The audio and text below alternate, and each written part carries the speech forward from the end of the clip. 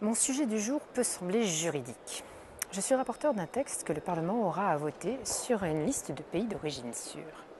Derrière ce concept se pose une série de questions qui concernent le droit d'asile, la crise humanitaire en cours et aussi nos relations avec la Turquie. Il renvoie aux droits fondamentaux et il a des implications politiques, diplomatiques et humanitaires. Bref, c'est un sujet qui n'est pas que juridique. Une définition d'abord. Un pays est dit sûr lorsqu'un système démocratique y est en place et qu'il n'y a pas de persécution, pas de torture ni de traitement inhumain ou dégradant et pas de conflit armé. Un demandeur d'asile originaire d'un pays dit sûr est présumé y être en sécurité et ne pas avoir besoin d'une protection internationale. L'une des conséquences de son application est un examen plus rapide de la demande, mais il faut préciser que l'examen individuel de toute demande demeure. Cette idée d'établir une liste européenne de pays d'origine sûre peut sembler en contradiction avec le principe d'examen individuel. C'est effectivement une notion contestée. Et j'ai moi-même de vraies réserves sur le principe au sens où un pays peut être sûr, sauf qu'il ne l'est peut-être pas pour l'un de ses ressortissants. Mais un certain pragmatisme est nécessaire. Le traitement des demandes d'asile peut parfois prendre plusieurs années suivant la période.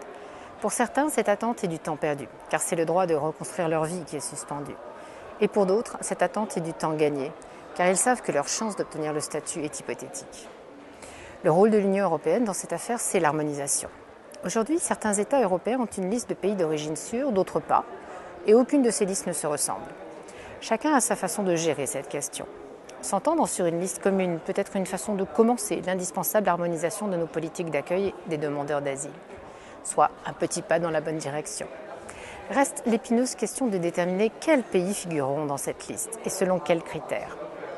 Dans le texte soumis à la discussion par la Commission sont proposés l'Albanie, la Bosnie-Herzégovine, l'ancienne République yougoslave de Macédoine, le Kosovo, le Monténégro, la Serbie et la Turquie.